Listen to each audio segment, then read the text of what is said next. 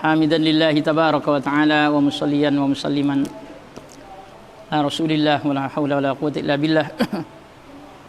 Qala rabbi shrah li sadri wa yassir li amri wahlul 'uqdatam min lisani yafqahu qawli.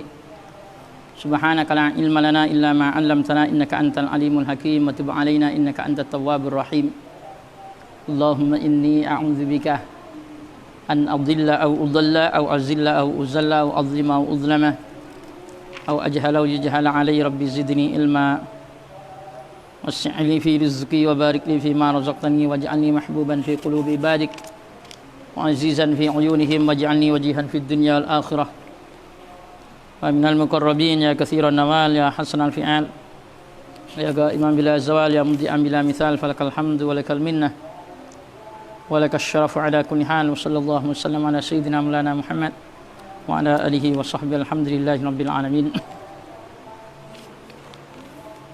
Ikhwani wa akhwati jamaah salat tarawih yang dimuliakan Allah.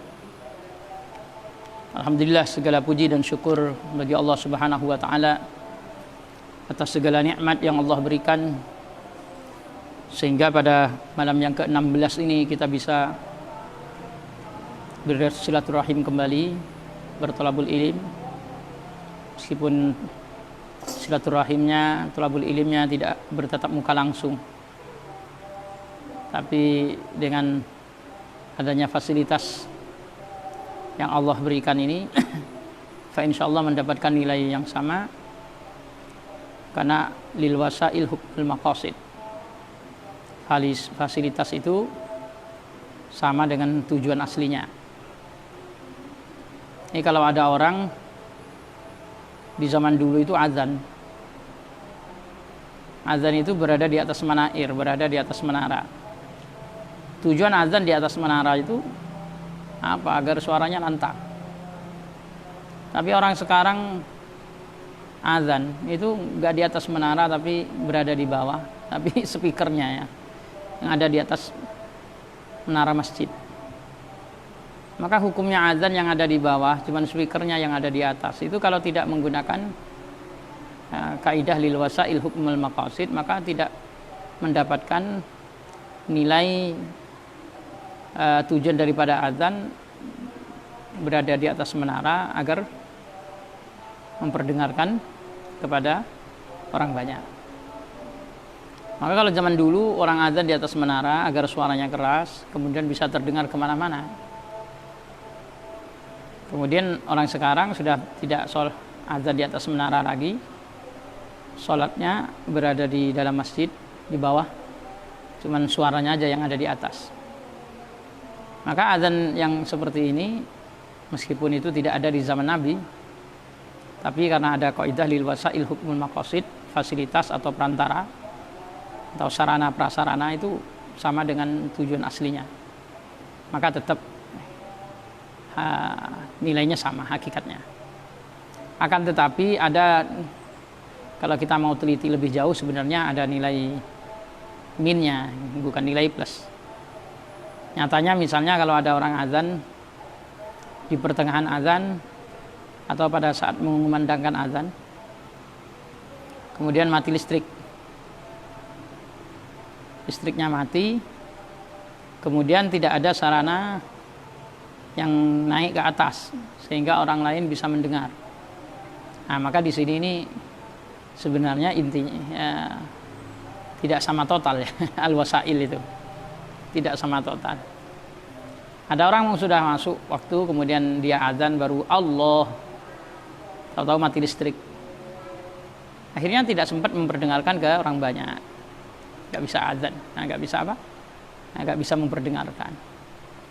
Tapi ya bagaimanapun ya wasail itu ketika memang bisa digunakan ya tetap ada nilai yang sama. Sama seperti imami sholat, terutama sholat Jumat. Orang sholat Jumat itu kan ada khotib. Khotib ini kalau di dalam mazhab Syafi'i suaranya itu harus kuat sehingga bisa bisa memperdengarkan pada 40 orang. Ini kalau ada orang sholat Jumat, khotibnya suaranya lirih, begitu lirihnya sehingga volume suaranya khotib ini tidak bisa terjangkau atau tersampaikan kepada 40 orang yang melaksanakan sholat Jumat. Dalam mazhab Syafi'i sholat Jumatnya nggak sah. Hanya saja dengan adanya sarana fasilitas, sarana prasarana, dengan adanya mikrofon, dengan adanya speaker, maka suaranya khotib meskipun lirih pun akhirnya terdengar. Masya Allah, ikhwani wa akhwati fillah, hafizakumullah.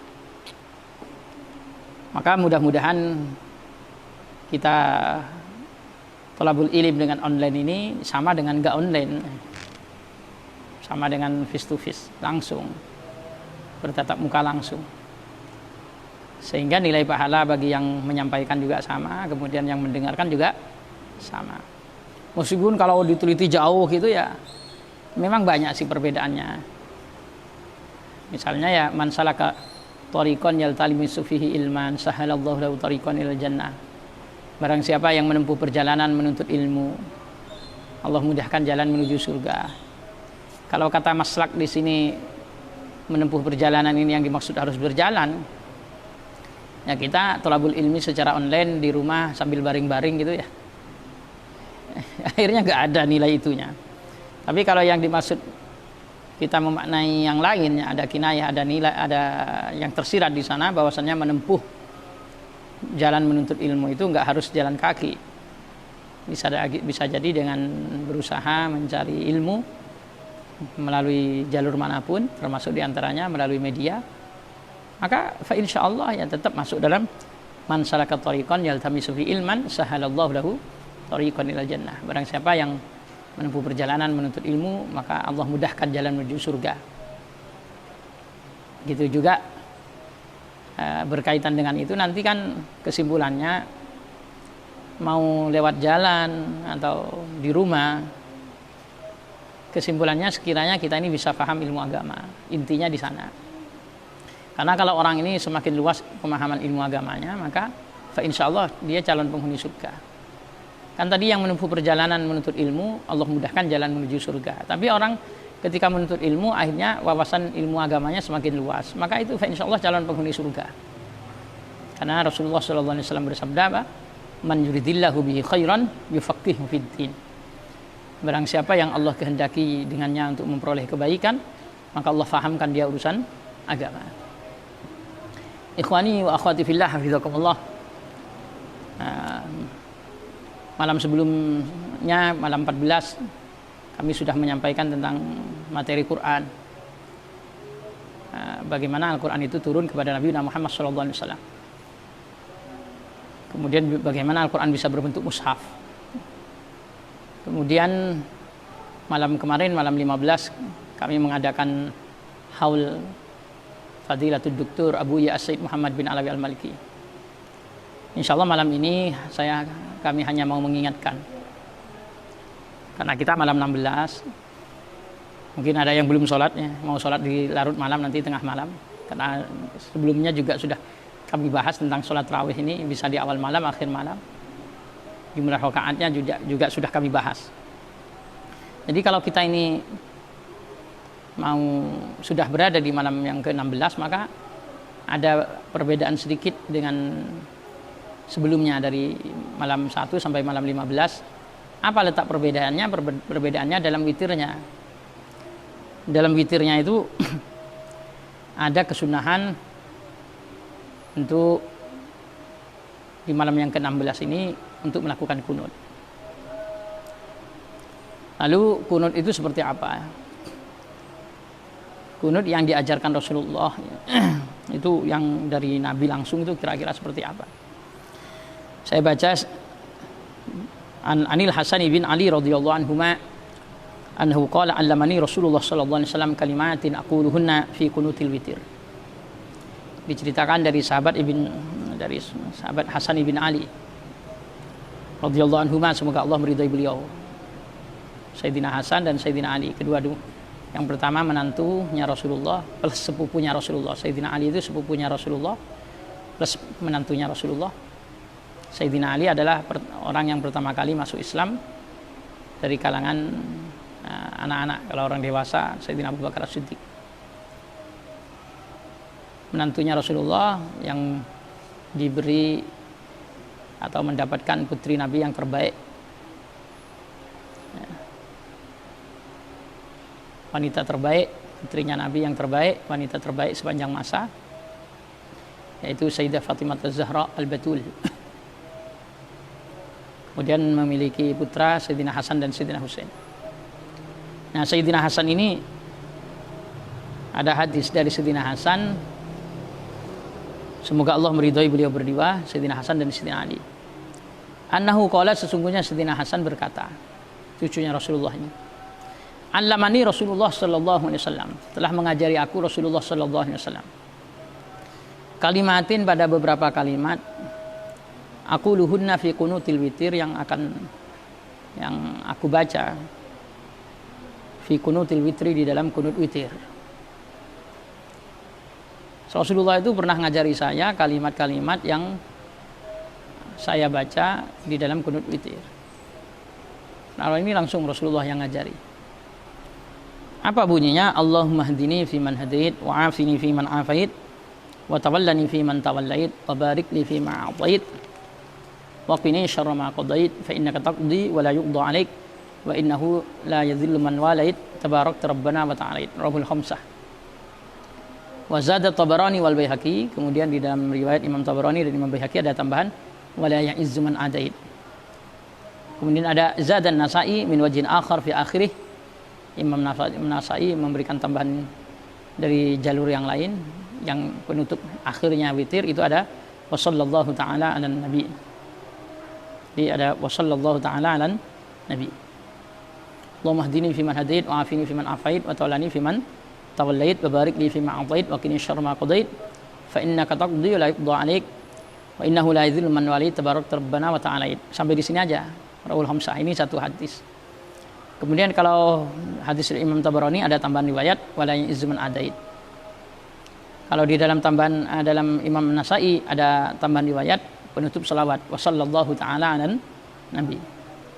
Jadi kalau ada orang kunut, misalnya dia hanya sampai tabarakta rabbana wa ta'alait, setelah itu langsung sujud atau i'tidal, ya tidak masalah, karena itu juga sudah dianggap selesai.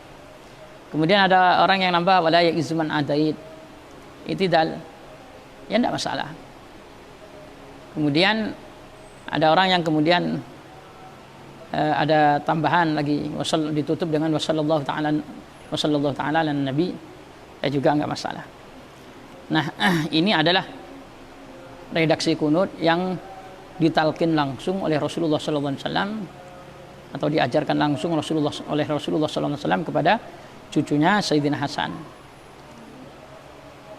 Kemudian ada di dalam riwayat Imam Baihaqi dari Ibnu Abbas, qala kana Rasulullah sallallahu alaihi wasallam yu'allimuna du'aan nad'u bihi fi kunutin min salati subuh wa fi sanadihi dhu'fun. Dari Imam ada dari Ibnu Abbas, beliau berkata, adalah Rasulullah sallallahu alaihi wasallam mengajari kami para sahabat doa yang kami baca, doa ini fil kunut min salati subuh, di dalam kunut dari salat subuh.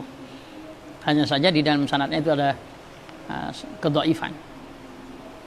Nah, ikhwani wa akhwati fillah hafizakumullah, di dalam mazhab kita, dalam mazhab Syafi'i, kita dianjurkan kemudian ketika witir yang berada di paruh kedua, paruh pertama dari tanggal 1 sampai tanggal 15 itu enggak ada witir. Ada witir tapi enggak ada kunut. Kalau sudah di paruh kedua dari 16 sampai akhir sampai 29 atau 30, maka kita disunahkan untuk witir. Witir ya sayogianya seperti tadi yang diajarkan Rasulullah kepada, yang diajarkan oleh Rasulullah kepada cucunya Sayyidina Hasan ibn Husain, Sayyidina Hasan ibn Ali. Jadi sebisa mungkin begitu. Nah, ikhwani wa akhwati fillah hafizakumullah. Kemudian doa kunut witir ini juga bisa kita baca pada saat waktu subuh. Karena ada riwayat dari Ibnu Abbas tadi yang menjelaskan Rasulullah juga pernah mengajari doa kunut subuh. Hanya saja hadisnya dhaif. Meskipun hadisnya dhaif, tapi kan masalahnya Al-Imam Syafi'i itu juga menganjurkan kita untuk kunut. Kemudian ada riwayat dari yang tidak dhaif misalnya, yang tidak dhaif juga ada. Nah, misalnya hadis Anas radhiyallahu anhu anna Nabiy sallallahu alaihi wasallam qanata syahran ba'da ruku' yad'u ala ahya minal Arab thumma tarakahu, muttafaqun alaih. Diceritakan dari Sayyidina Anas radhiyallahu an, semoga Allah meridhai Sayyidina Anas, anna Nabiy sallallahu alaihi wasallam, sesungguhnya Nabi sallallahu alaihi wasallam qanata syahran, Nabi itu pernah kunut 1 bulan. Ba'da ruku', kunut 1 bulannya itu sesudah ruku'. Yad'u ala ahya minal Arab, beliau mendoakan buruk pada penduduk kampung minal Arab, dari kalangan orang Arab. Tsumma tarakahu, kemudian setelah 1 bulan beliau enggak kunut lagi. Muttafaqun alaih, hadis Imam Bukhari Muslim dengan sanad yang sama. Jadi Rasulullah itu pernah kunut 1 bulan penuh dalam sholat 5 waktu. Kunut terus, kunutnya itu kunut mendoakan buruk pada penduduk kampung dari orang Arab. Penduduk kampung itu namanya kabilah Ri'il, Dakwan, dan Usayyah. Ada 3 yang didoakan buruk karena mereka minta dikirim dai. Kemudian setelah dai dikirim, Rasulullah kirim dai terbaik yang hufat Quran, yang hafal Quran, yang pakar Quran. Rasulullah kirim. Karena biasanya Rasulullah itu kirim surat untuk, atau bikin surat jalan bahasanya, untuk apa? Untuk menyampaikan dai-dainya itu. Kalau ini enggak, ini dainya itu Rasulullah itu diminta agar penduduk kampung kabilah Ri'il, Dakwan, dan Usayyah ini dikirim dai. Tapi ternyata ketika Rasulullah kirim dai-dai itu, malah ketika sampai di Bi'ru Ma'munah semuanya malah dibunuh ya. Semuanya malah dibunuh. Apa enggak bikin jengkel?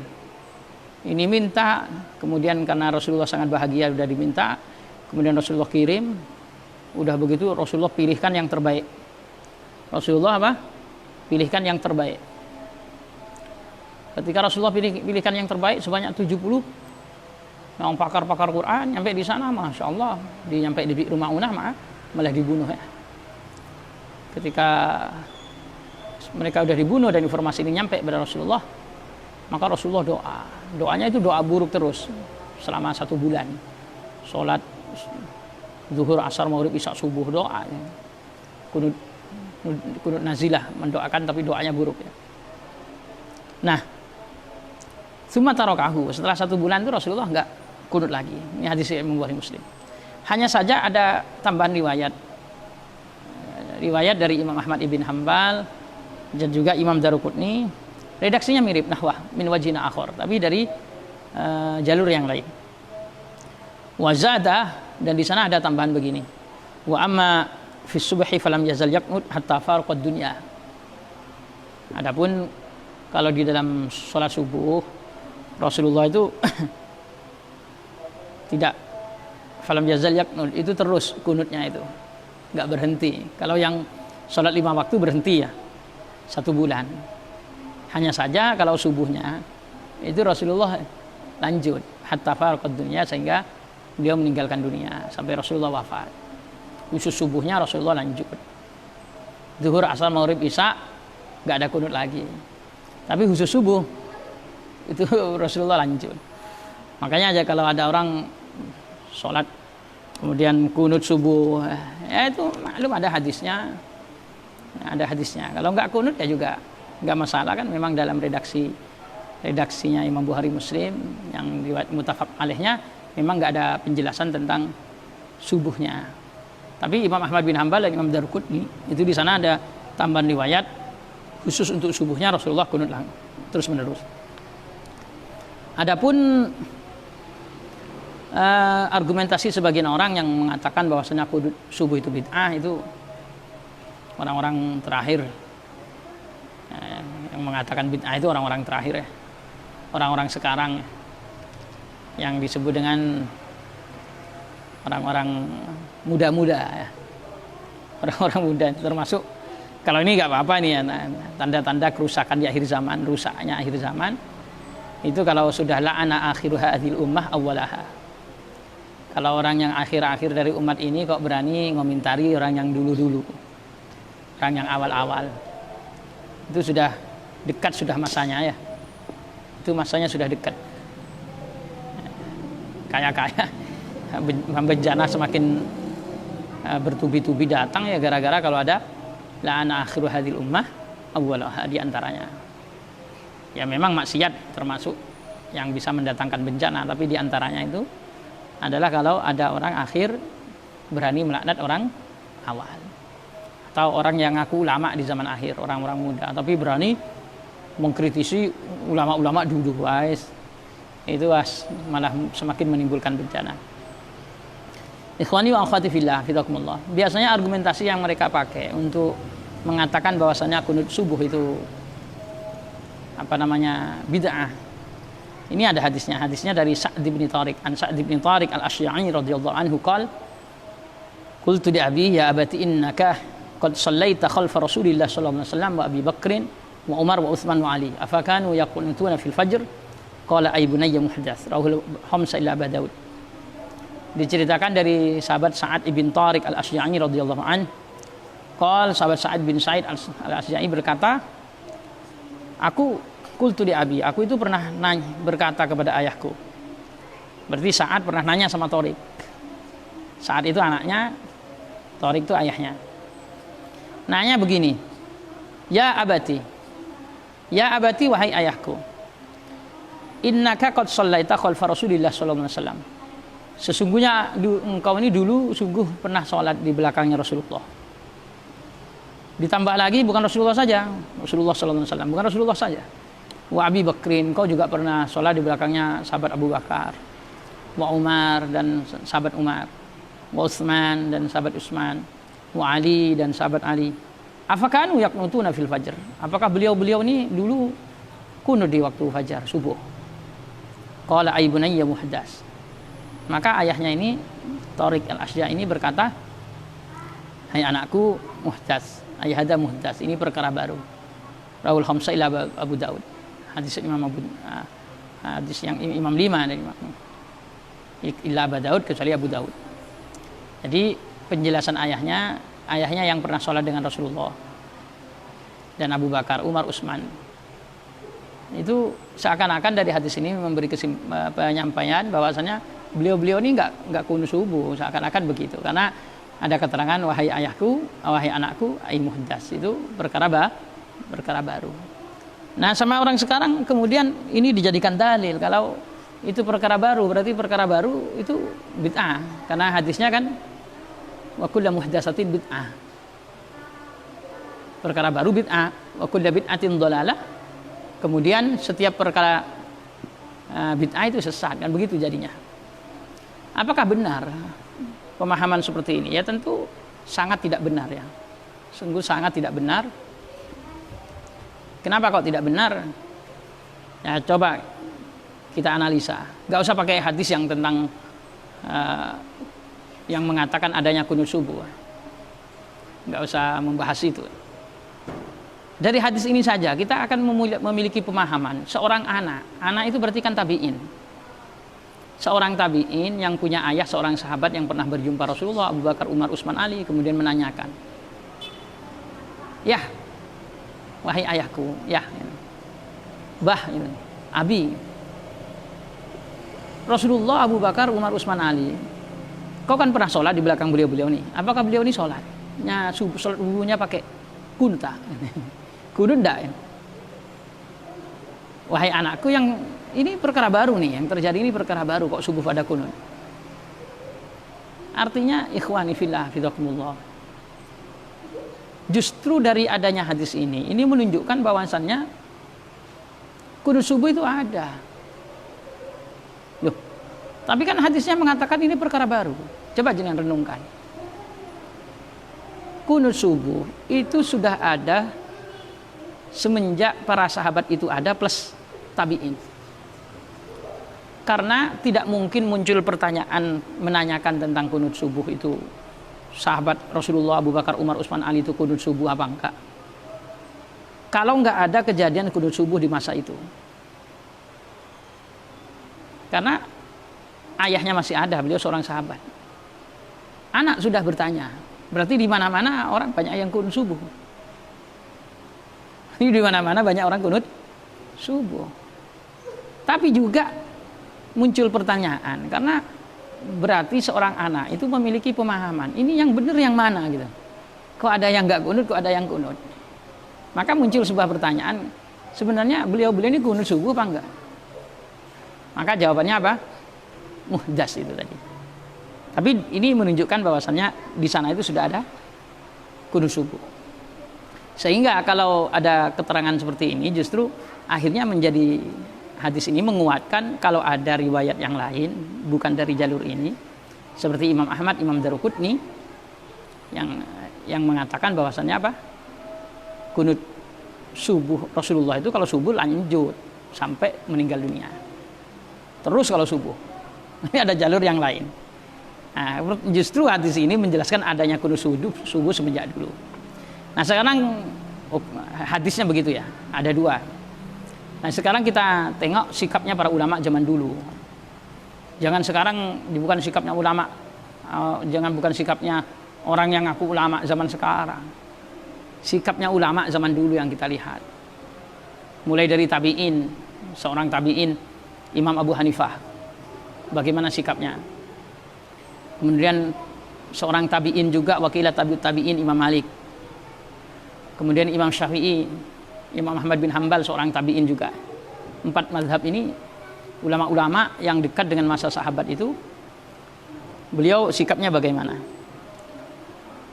Kanat lahu sallallahu alaihi wasallam fil qunut ahwal fataratan yad'u ala qaumin fi jam'is shalawatil khams wa dzalika inda husul nazilah bil muslimin wa hadzal qunut al khas wa taratan yaqnut qunutan mutlaqa fa minal aimma man yara anna hadzal qunut al mutlaq huwa fil fitri khassah. Nabi sallallahu alaihi wasallam itu kadang-kadang kunut.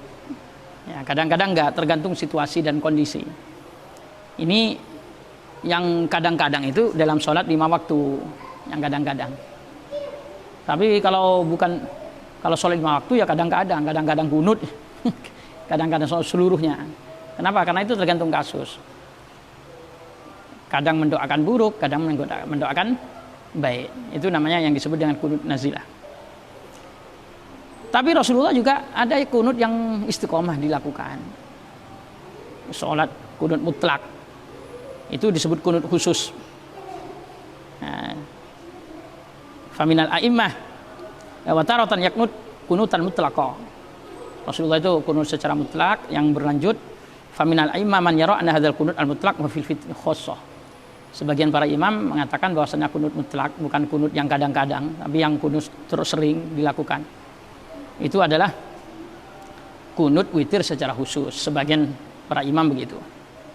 Kalau kunut witir seperti sekarang ini loh, di antaranya kalau pertengahan Ramadan itu mesti Rasulullah kunut witir. Itu pun nanti ada pendapat yang mengatakan bukan hanya di pertengahan Ramadan. Wahtalafa haula faminhum man yarahu qabla ruku' witr. Dalam kunut witir ini caranya kunutnya itu ulama-ulama beda. Sebagian ada yang mengatakan ruku itu kunut itu dilakukan sebelum ruku.